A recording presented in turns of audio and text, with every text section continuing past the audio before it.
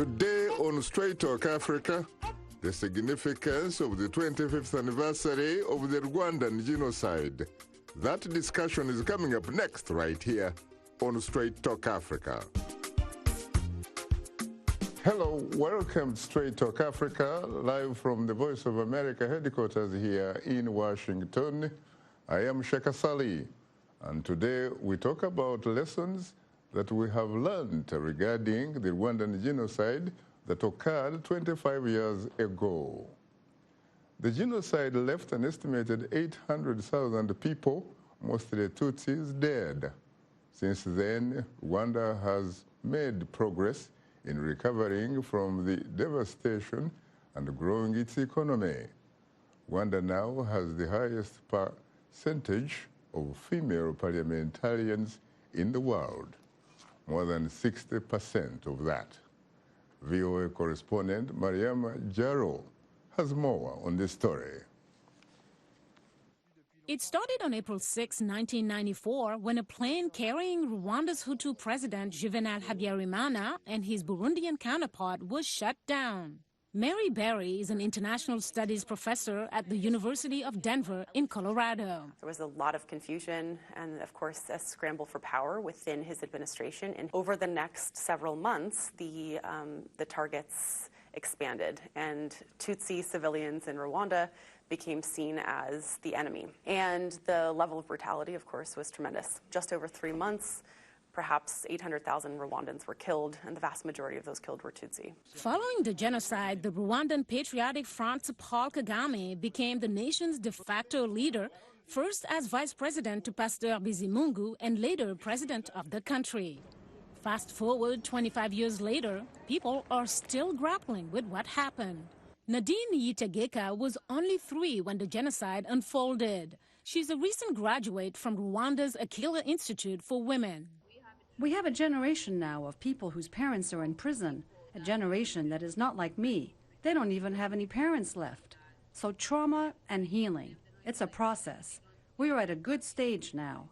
One sign of that, the large number of women who became members of parliament. We used to be a very patriarchal society, and seeing these women break these rules is inspiring. As a young woman, it's possible to do even beyond what they've done. Because for me, there are challenges they faced that I won't have to. Ironically, Rwanda's genocide opened the doors for women because most of the casualties were men. With a survival rate of 70%, women entered fields once closed to them. Women lawmakers who make up more than 60% of the seats have made a difference in crafting policy, according to Berry. Perhaps the most notable one was a bill related to gender-based violence. And Rwanda's, because of female legislators' leadership on this issue, Rwanda became one of the countries in the world that really put forth progressive and innovative laws and also institutions related to countering and preventing gender-based violence. But Berry, who wrote a book about women and violence in Rwanda and Bosnia-Herzegovina, says Rwandan women still have a long way to go. There hasn't been a transformation of patriarchal power relations within the home or within marriage, and there has not been a fundamental, real transformation of how political power is wielded, because the political power in Rwanda is directly rooted and kind of held by the executive. Berry says while the Rwandan government has benefited globally from its empowerment of women in parliament, she worries about the crackdown on political dissent with the recent jailing of female opposition leaders Victoire Ingabire and Diane Rwigara. Mariama Diallo, VOA News, Washington. Thanks, Mariama, for that report. Joining us here in the studio are 2 distinguished guests, Claude Gatebuke, a Rwandan genocide survivor and the executive director of the African Great Lakes Action Network, and Jacques Niyibizi, head of the Rwandese community here in the greater Washington, D.C. area. And joining us from the Rwandan capital of Kigali is my VOA colleague, Edward Rwema, from the Central Africa Service. The ambassador of Rwanda to the United States and the permanent representative to the United Nations were not able to be on our show due to a scheduling conflict. Now let's go to Eddie in the capital, Kigali. Good evening, Eddie. Good evening, Shaka. How are you? I'm fine, thank you. How are you? How is Washington today? I am hugely terrific here. Walk us through the preparations for the 25th celebrations. I would say for the past few days I've been here, preparations started over the weekend on Saturday, where there was the usual umuganda, which is the collective cleaning of the city. But this time, because of the Kwibuka 25, or remembering the 25th anniversary of genocide in Rwanda, most of the cleaning was held at genocide museums, basically preparing for the major event, which is expected to take place on the 7th of April, this coming Sunday. But besides that, there are other events that are happening here in the capital, Kigali. From today to Friday, Rwanda is hosting a major international conference on genocide, basically where they will be reflecting on what happened 25 years ago, how to preserve the memory, and also how to teach the future Rwandans and the future generation of the globe on how to be able to prevent anything like what happened in Rwanda 25 years ago. Eddie, I know that you have in the past covered some other anniversary celebrations. How particularly unique or special is this particular one?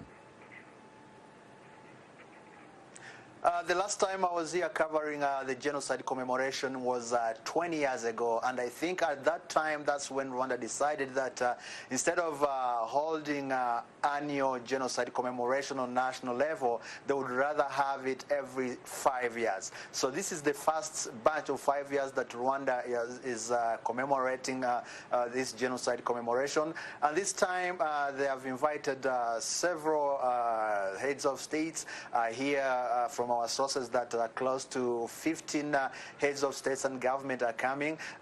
Among them, we've heard that the Prime Minister of Belgium, Charles Michel, is going to be attending this time.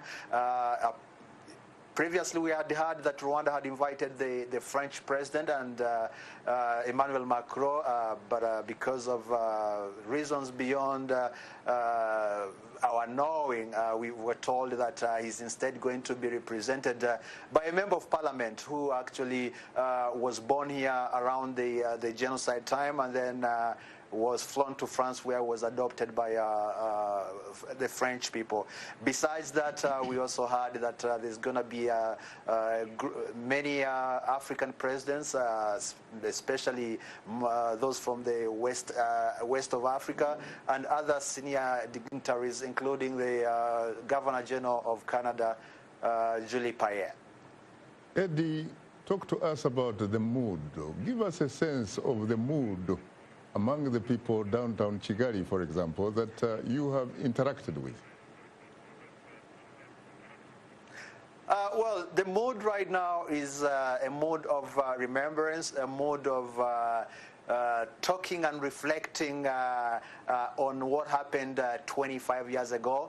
Rwanda is commemorating these years when we have a very big percentage of Rwandan youth who were born after the genocide. A few of them I interacted with have said that they are optimistic about the future. They think that they are the majority in this country, and they want to see this country move forward, trying to not to be delayed or pulled back by what happened in 1994, though others still have that thinking that a real reconciliation has not been achieved, though the country through its Unity and Reconciliation Commission says that there is a lot that has been done in concerning people living together. Kids we talk to, they say, we are ready to forgive, but we're not ready to forget. All we want is to work for a better Rwanda, and that's what everybody we've been meeting is talking about right now. And as you interact to people on the ground, do you get the sense that people are more united than they were, for example, 10, 15, 20 years ago? Shaka, I was here in 2017, and I was able to interact with families, which involved families of the killer and families of the victims. These families had moved to the extent where their kids got married despite what the two families or what the parents went through during the 1994 genocide. Most of the Rwandans here, the ones I talked to, they feel they would rather be seen in the mirror of Rwandans rather than being seen in the mirror of ethnicity. And this is a campaign that has been pushed by the government of Rwanda through what it calls Ndi Umunyarwanda, so basically trying to preach that Rwandans should look at themselves as Rwandans and work together to the good of their nation rather than being dragged by ethnicity and other issues that divide them. Any particular developments that you have been able to experience or you have been able to observe that surprised you so far? Well, each time you come to Kigali, for sure, there's always going to be something new that you're not used to.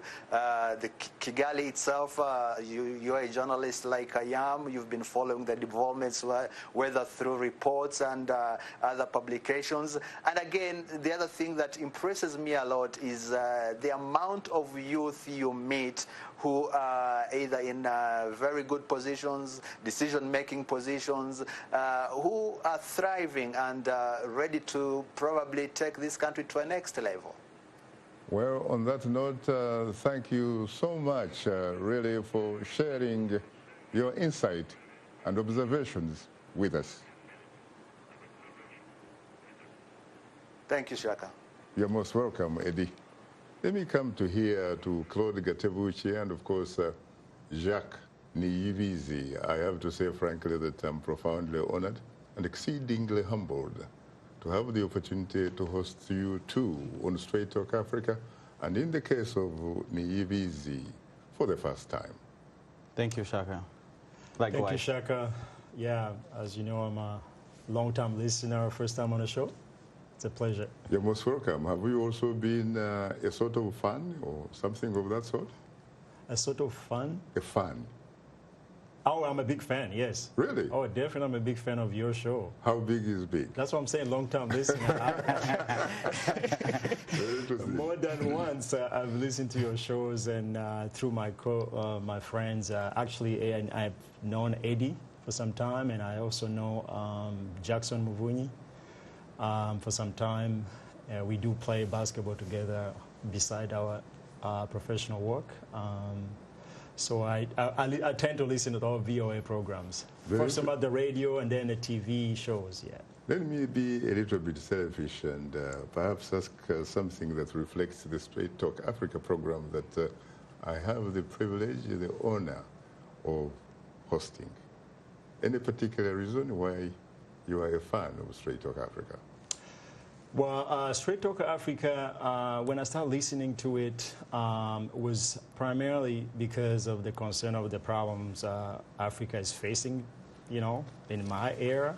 From the beginning when we were born, actually I was born in Burundi with my Rwandan parents who left back in the late 50s, and so I grew up as a refugee in Rwanda. Mm-hmm. And I did my education over there, some of my education, and the rest I did it here in the U.S. So back then, you know, we used to issues that were around the Great Lake region, like in Congo, Rwanda, Burundi, Tanzania, and Uganda, if you want to speak about the Great Lakes, but it can go beyond. Mm. So there were so many issues all the time, so it never stops. So there were issues of people migrating from one country to another, and so that put me in a mood of listening to the news, you know, being a small, you know, young student in elementary school. And I remember my dad used to put a radio so we can listen to let's listen to the news instead of just maybe listening to sports, or back then there were no televisions, but later on they came on and then we can watch them on TV. Yeah. Very interesting. So you really have been a fan of Voice of America, because Straight Talk Africa, as a matter of fact, began on August 2nd, the year 2000. Wow, yeah. Very interesting. Let me come to you, Gatebuke. Yes. How are you? I'm doing terrific. Really? Yeah. I thought As terrific as you are. I thought you'd be doing a little bit more terrific than me. In fact, that you would probably be doing hugely terrific. I am hugely terrific. I stand corrected. I like that. Now, Claude, you heard, of course, the report from the Rwandan capital, Kigali, through my colleague Eddie. Your response?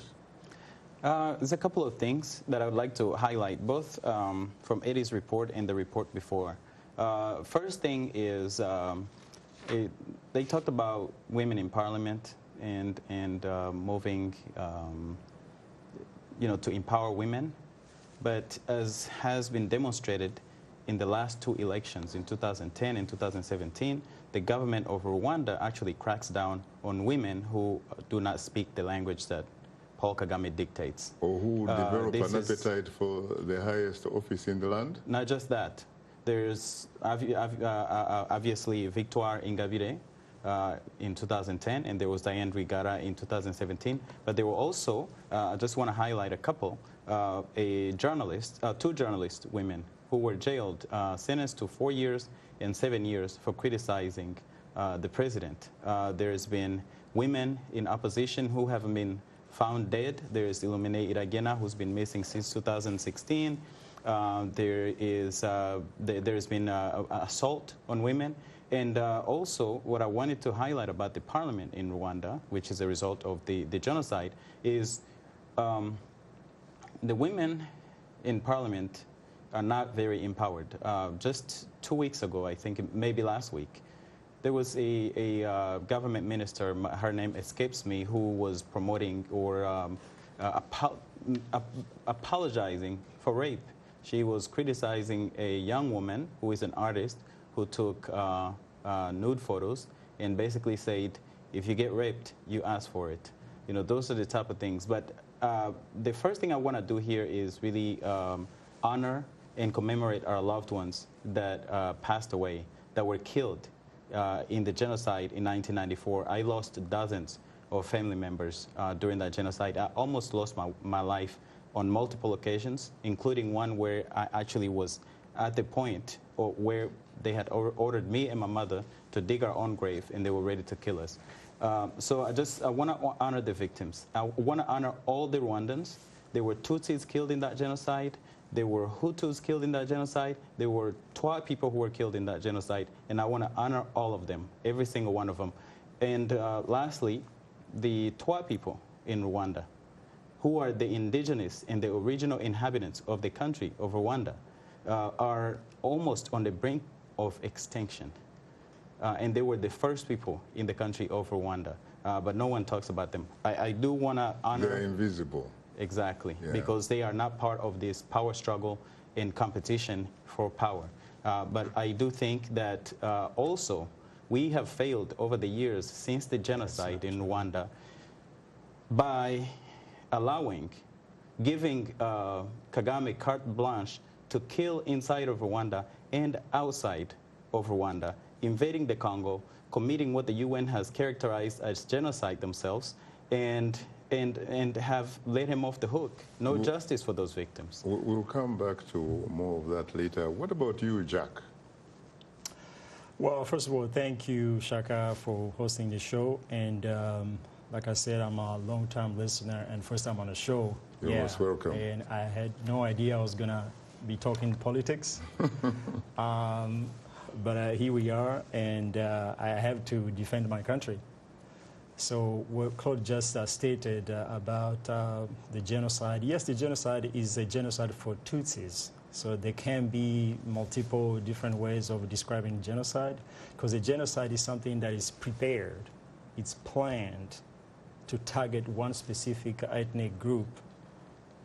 And in case of Rwanda, that's what happened. In case of Germany, you know about the Nazis, how they killed, Correct. Even though the last time I checked, when it came to the ICTR, the International Criminal Court for Rwanda, the UN, in Arusha, most of the people, in fact, taken there on those particular cases, those cases were dismissed. Yeah, I can't speak to that, but I'm just speaking to the fact that one recognized genocide is the genocide of the Tutsis that happened in 1994, and it was more than 1 million, actually, if you want to go statistically. And then, of course, those who were killed, including all the moderate Tutsis and the Twa, like Claude mentioned, is another ethnic group in Rwanda that most of the time people may not talk about it, but they do exist. And I disagree with Claude when he says like a Twa kind of nest in Rwanda. No one talks about them. Actually, in Rwanda, even Kagame give them cows, on public televisions.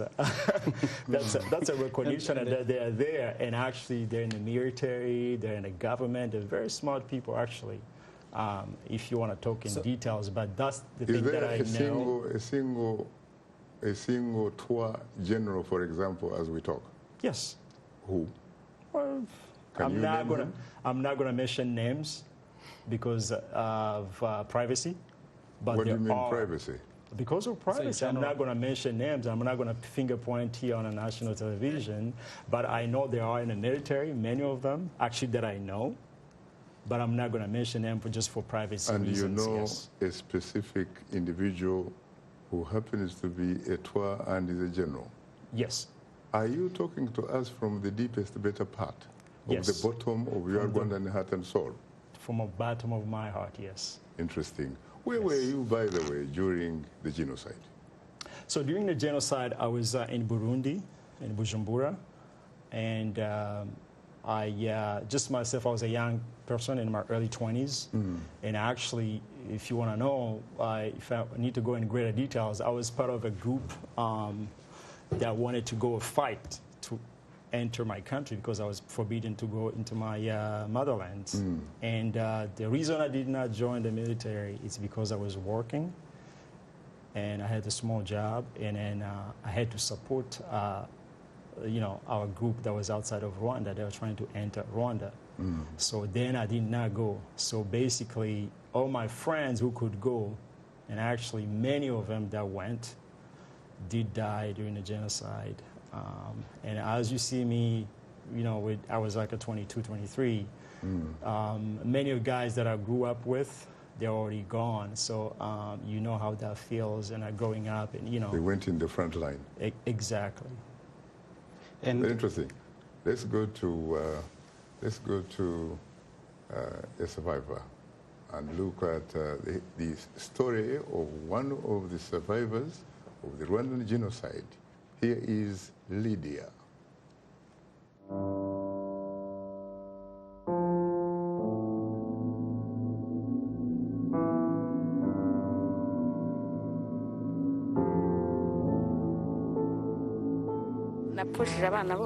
I lost all my children, my husband, my parents, the parents of my husband, and all their families.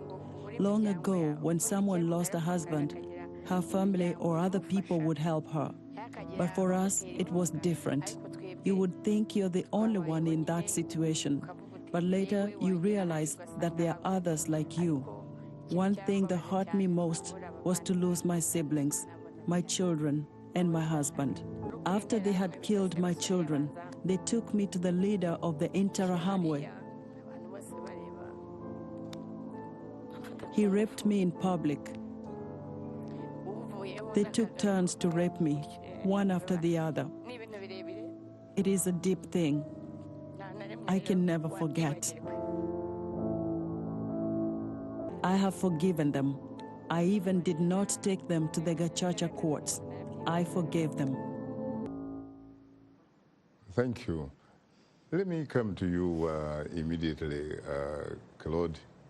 You were a victim. How old were you? Were you like 10 years old or something? I was 14. You were 14? When it started, when it happened. How does it feel like when you walk back in memory lane? What about the kind of trauma that you must have gone through? Do you still go into that? Yeah, I still live with it. I have the nightmares. I still hear hear the screams of people screaming for help. Sometimes the nightmares of being taken to be killed, or even seeing, because I not only was spared, but I had the trauma of seeing people get killed while we were escaping. There was one of my, called him my big brother.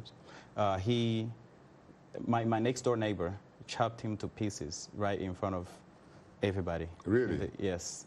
And I saw that. I almost puked. But because of how things were at that time, you couldn't afford to show emotions. The rest of his family later was made to escape.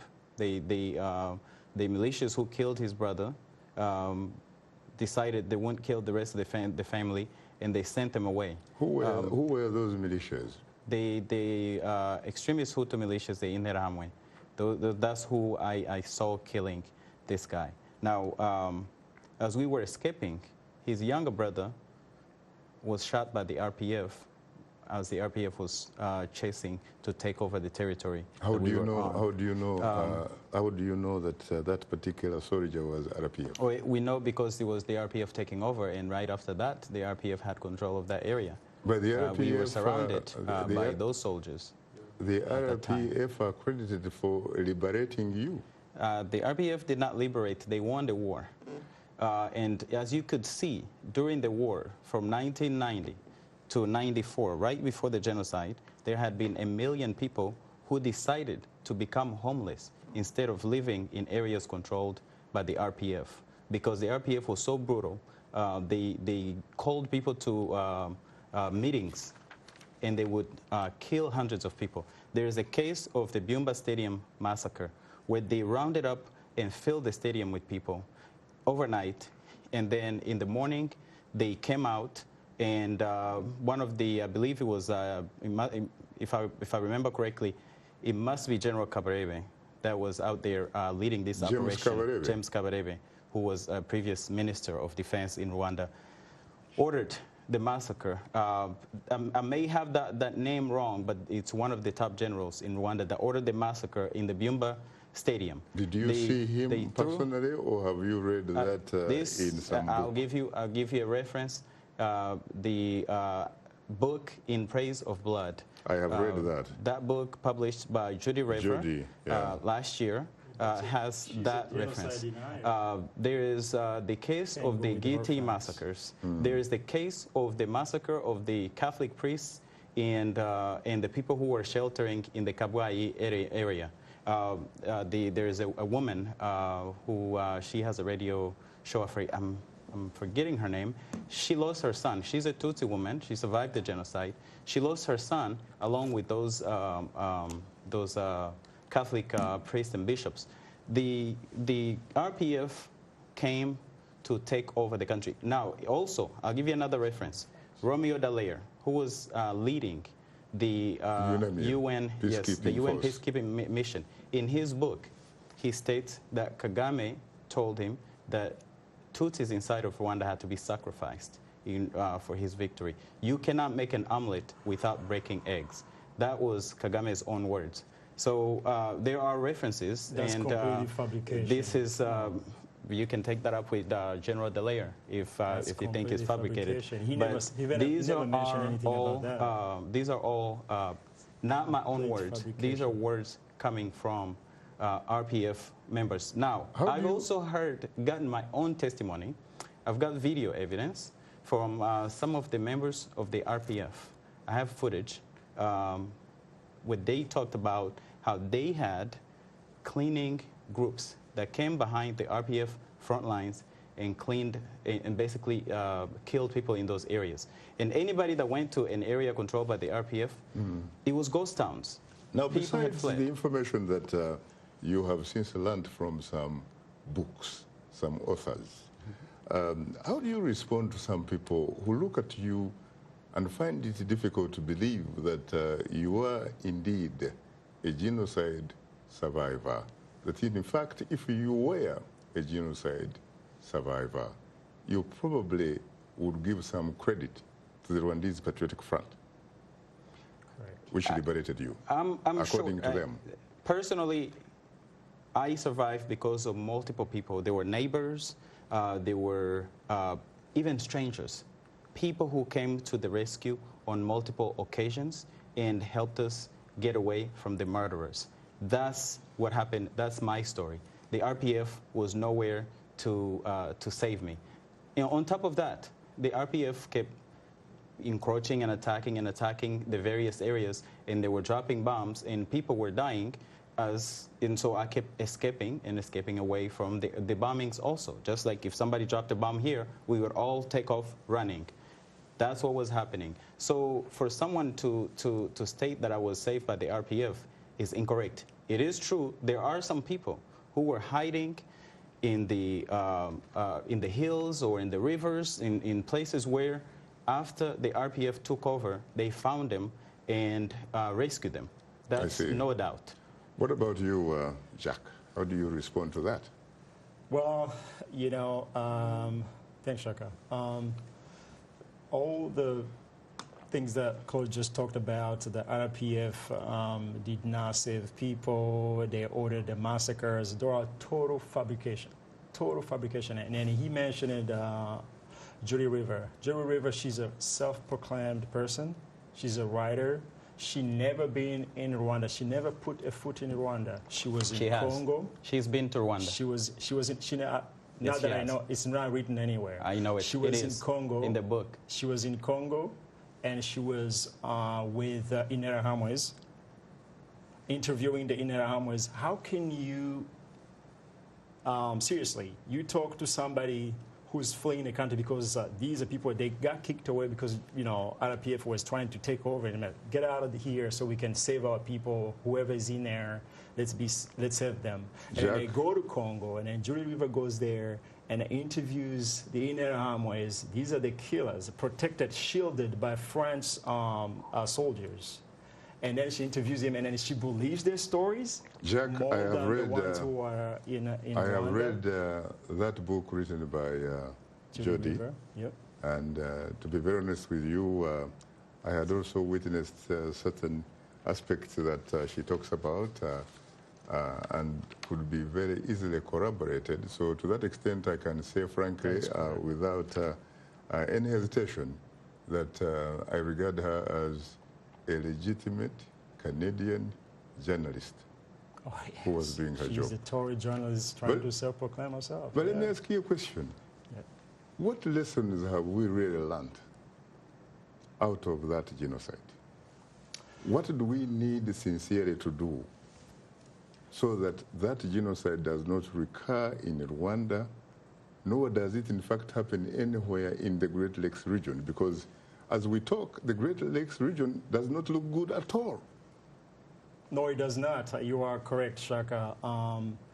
The matter, the fact of the matter, things that we have to do is actually what the Rwandan leadership is doing. Actually, President Kagame always emphasized about this. And I'm not talking because, of the talk, but this is what's happening. People are trying to reconcile, right? Reconciliation is a big factor in terms of putting all the people together and unite the people and renew.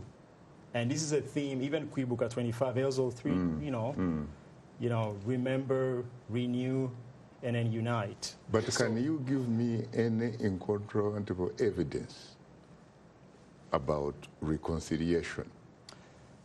Something that is beyond talking the talk and in fact walking that particular talk, because that is very important. Thank you, Shaka. We should not simply talk about the rebranded Rwanda. We should talk about the reality in Rwanda as it is. So the reality is, there's so many ways I can explain this, but let me just talk about in a social way, right? Like in Rwanda right now, today, You may have heard into something called the agachacha. Yes. Gachacha is a local tribunal. Right. You know, because, you know, before you forgive somebody, right, they have to face, you know, a court, right? And then you say your side, and the other person says their side. They have to first admit. Exactly. And then the Gachacha court had to determine who was wrong and who was right. So, and in Rwanda, that's what saved a lot of people in Rwanda. And all this genocide militias, you know, those who involved who killed other people in Rwanda, who killed the Tutsis and other moderate Hutus, there were many in prisons, and then most of them were taken out of prison, and they came to live and they went to their things because of the Gachacha court. Because they said, well, we know we did bad, we killed, and can you, you know, forgive us? And actually, there were some documentaries I was watching before I came to the show. This guy, he was part of the militia, the Interahamwe, and he killed actually his neighbors. He was talking to another woman who he killed her husband and the kids, but she survived. So they were showing, it's very emotional. So this lady, she's a Tutsi and the guy is a Hutu. So they now work together. For some reason, they went to a Gachacha court, and she forgave him, and the other guy took forgiveness and then said, yes, I know I did wrong to you. I will never do it again. And so there's some multiple cases like that. And now they work together. They have a business. They help each other. If true, that is obviously a very good development. But let's go, if you don't mind, to the lifeline of the show for a moment. Those are the telephone calls, and then I'll come back to you. Hello, Tedla. Good afternoon. Are you in New York? Yes, good afternoon, Shaka. It is very amazing. When I followed the Rwandan Genocide 25 years ago, I came to this new apartment. So for me, this story is vivid to me. And what I want to tell you, Shaka, is that while I'm hearing from your panelists, still now the reconciliation, if it's a story of will this happens or not happen, is still in debate. But for me, as an African, you mentioned the danger of genocide, but you failed to mention one story which will put Africans in a very dangerous spot now. It's not everywhere. Ethiopia. In Ethiopia, tribalism is institutionalized.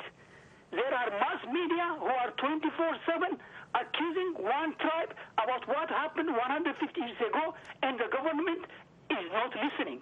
And what I'm afraid is that Rwanda's case, which is started by radio, agitating, now social media, Facebook, are all is about one tribe against another. So the danger for Africa is, where is the African Union? If the African Union legitimize tribal parties, then they should legitimize like Boko Haram and Al-Shabaab also. For me, African Union should really ban all those tribal parties in any part of Africa, please. Tedla, you seem to have a new bleed of an African leader in Addis Ababa by most indications, and we're talking about Abiy Ahmed. If Abiy Ahmed were somewhere in Addis Ababa listening to Straight Talk Africa, what would you say to him? Here is what I will say to Abiy Ahmed. When he came to America, with all my friends were cheering for him, believing that he is a new breed, different from Mullah Zenawi, who believes in human rights, who believes not in tribalism as an Ethiopian. But now, in 1 year's time, what I see is that he joined now his club. He is now replacing the Tigray elites with the Oromo elites in Addis Ababa. They are now even trying to take Addis Ababa as the capital of the Oromo region. So Abiy Ahmed, he speaks one thing, but what he practices is different. So I see. Thank you very much. Thank you very much. Let me come to you back, Jacques. You talk about, you gave us a case, a very interesting case, really, of a sort of reconciliation. What about the fact, for example, that not long ago, we had a show here, and we were blessed with a Rwandan Minister of State for Foreign Affairs, Regional Integration, and the East African Community, Ambassador Olivier Nduhungirehe. He could not talk with his fellow Rwandans. He could not. Is that the way you look at reconciliation? I really did not follow that, but I've heard he could not interact with his fellow Rwandans on a show. Was it they were speaking Kinyarwanda or English? Maybe there was a misunderstanding of it language-wise. Was it a show in English? We were all speaking in a language that would be considered standard English. Yeah, Shaka, I really don't know. But is that a good thing if it happened? No, it's not a good thing, I know. And that's what I was talking to Claude earlier. And if, in fact, if Ambassador Nduhungirehe Olivier were actually watching this particular program or listening to this particular program, what would you say to him and his colleagues? You know, what I would say to him as an official in the Rwandan government, you're supposed to really unite people and then listen to them. And it's shocking that an official, government authority lacks that, way of talking to his fellows. I mean, to me, unless he has something against his fellows, other than that, he will not be a good leader. To begin with, or maybe he has something personal. You never know. As a leader, I think you're supposed to be open to all sort of people in your country. You know, small, middle-aged, older, and without, regard to, to ethnic groups or anything like that. So it's shocking to hear that. I have done some bit of homework, and I'm afraid that the answer I got from my sources were, in fact, that this may very well be not Nduhungirehe's fault or anything, that in fact you are probably looking at government policy. Yeah, I can't speak He's actually told me that. I've talked to I can't speak to that, actually, Shaka, because I represent Rwandan. No, but you are Rwandese. I'm a Rwandese. And I live here. First of all, if you are Rwandese, really, you have to have, for example, a right to own an opinion. Correct. Even if that opinion were to be diametrically different. That is correct. Freedom of expression. The ruling party, the RPF, and the government, correct? Yeah, I didn't tell you that I'm an RPF. I represent the Rwandan diaspora here. But you paid money to support the RPF when they were fighting a war, right? You're a Rwandese citizen. Back when we were in Burundi, yes. Yeah. That is correct. Yeah. And I supported them. Yeah, no problem. I mean, you're free to support anybody. I mean, why not? But right now I'm here as a DMV president, the DC, Maryland, and Virginia community president. So I support all Rwandans who are here, all categories of Rwanda, if you want to be specific. Very good. So Rwandans. Well, but we are talking about reconciliation. You cannot reconcile with yourself. You have to reconcile with some people who may, in fact, have opinions that are different from yours. Because when you talk about making peace, who do you, in fact, make peace with? You don't make peace with your friends. You make peace with your adversaries, correct? That is correct, Shaka. And that's what we're trying to do here in the U.S., in my district, what I, as a DMV president. That's what I'm trying to do, to reach out to those people who never showed up for the diaspora activities. And I have many of them. I go to their weddings, I go to their ceremonies, beyond even Richmond. What is the response so far? The response is very massive, actually. They are saying, we're going to work with you, because there's no other leader who tried to reach out to us. And I'm going the extra mile to really talk to them and then tell them, guys, this is new, this is our time, this is our moment. Let's make things change. Let's collaborate. If we don't renew, we don't reunite, it's not going to help the future. And then also I emphasize on the youth of Rwanda, specifically those who are here in the U.S., the entire U.S. Yeah. So we have activities going on with the youth to bring them back and then give them some leadership lessons so they can learn from us. Unfortunately, Jacques, there is no democracy in Studio 47. I am being ordered, instructed by the producer to go to the lifeline of the show, which are the telephone callers, and I hope you don't mind. Not a problem at all. Thank you very much. Good evening, Tafa from the Great Republic of Ghana. You're most welcome to Straight Talk Africa after a very long time.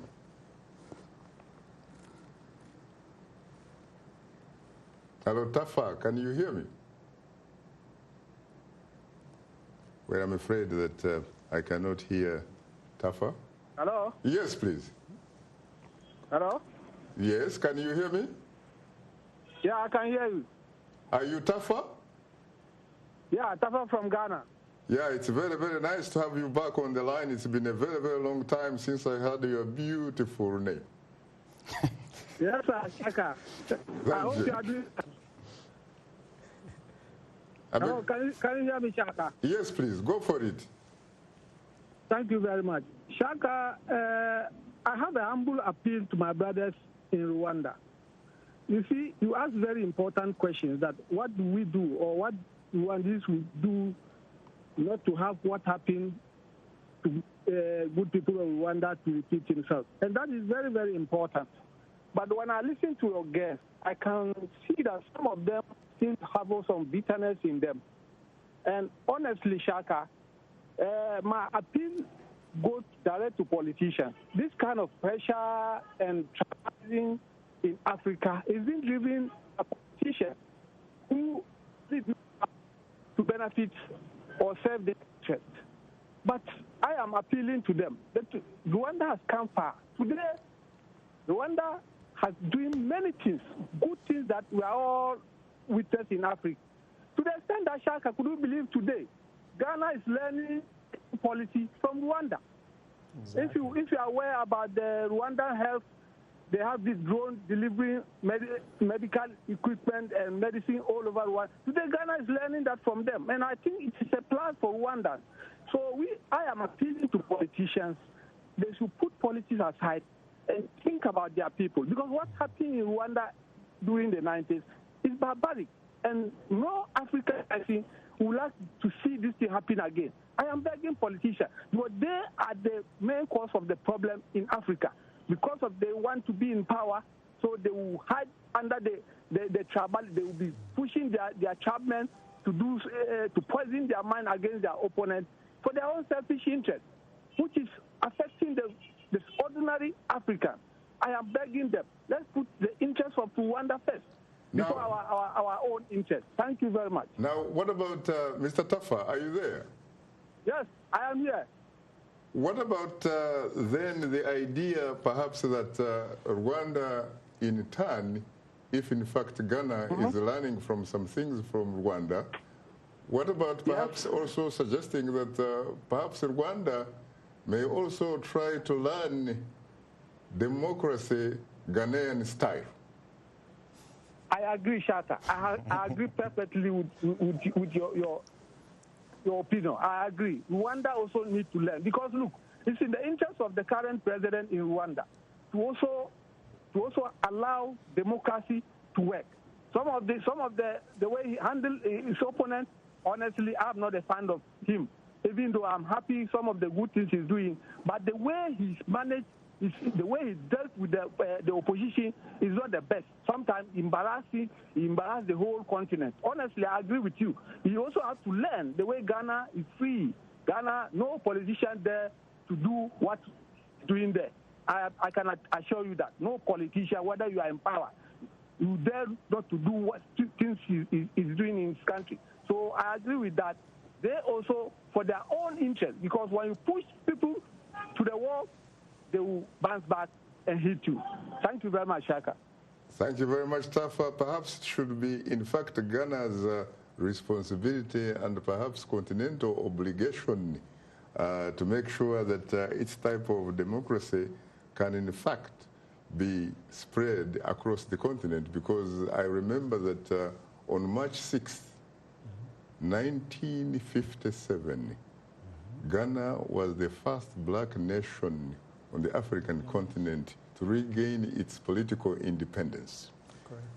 And the Prime Minister then, the great Osajefo, Dr. Kwame Nkrumah, the kid from Nkroful, actually made a very, very important statement in Accra that the independence of Ghana would be meaningless unless it was linked with the total liberation of the African continent. And he did not simply talk the talk, by the way. He actually walked the talk by providing the necessary tools so that the rest of Africa could, in fact, walk the walk. How about that, Jack? Yeah, that is totally correct. Yeah, we can definitely model Ghana's democracy as all Africa nations. But make no mistake, Rwanda also has, like Tafa said, made a whole lot of progress. You know, you build upon what you have. Yes. So he started, you know, looking at where Ghana, Rwanda came from. Rwanda is, among other things, really, Rwanda is best known for effective service delivery.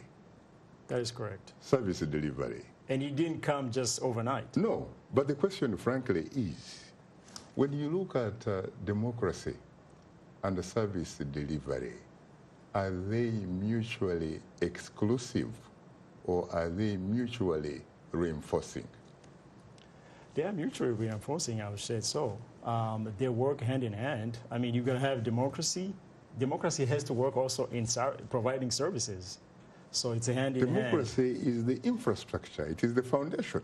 It is the foundation of everything. You gotta be fair. Precisely. You gotta be fair in all your doings. We're talking about social, economic, political justice for all. Correct. Not selective. That is correct. Let's talk about the empowerment of women. Rwanda is also, obviously, as we saw, listen to the piece, it has the distinction of having the highest per capita, I suppose, if not raw numbers, in terms of women in government, positions, and especially parliament. The question is, how are those ladies, how do they end up in parliament? Are they chosen by a specific individual, appointed, or in fact, are they elected by the people? There is no such thing as election in Rwanda. It's a sham. It's a show. What do you mean? What do you mean there is no election in Rwanda? There is an election. If in order to have an election that's credible, so there's no such thing as a credible election in Rwanda, because in order to be credible, are they elected or are they appointed? Selected. Selected by who? Basically, what you have is the representatives of the ruling party, the RPF, which is led by Kagame. Are they all in fact members of the RPF? The overwhelming majority are. Nope. Okay. The majority are. And the rest of them are those who have decided to work under the umbrella that the RPF has set up. So are you suggesting that they owe allegiance to the appointing authority 100%. and not 100%. their constituencies? Because the opponents, the opposition, the opponents who are credible and who have been repressed really badly, Bernard Ntaganda, PS Imberakuri, he does not have members of parliament in the government. Victoire Ingabire, she doesn't have members of her party in parliament. Her party, Diane last time I checked, I think is not even registered. They've blocked them from registering.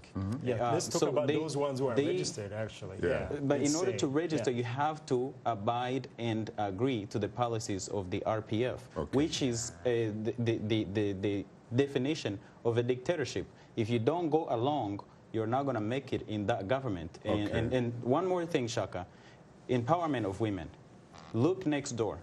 What the RPF, the government of Rwanda, has done, invaded the Congo, started this war, that's killed over 6 million people. The majority are children under the age of 5, and hundreds of thousands of women have been raped. What are those women in parliament in Rwanda saying about that?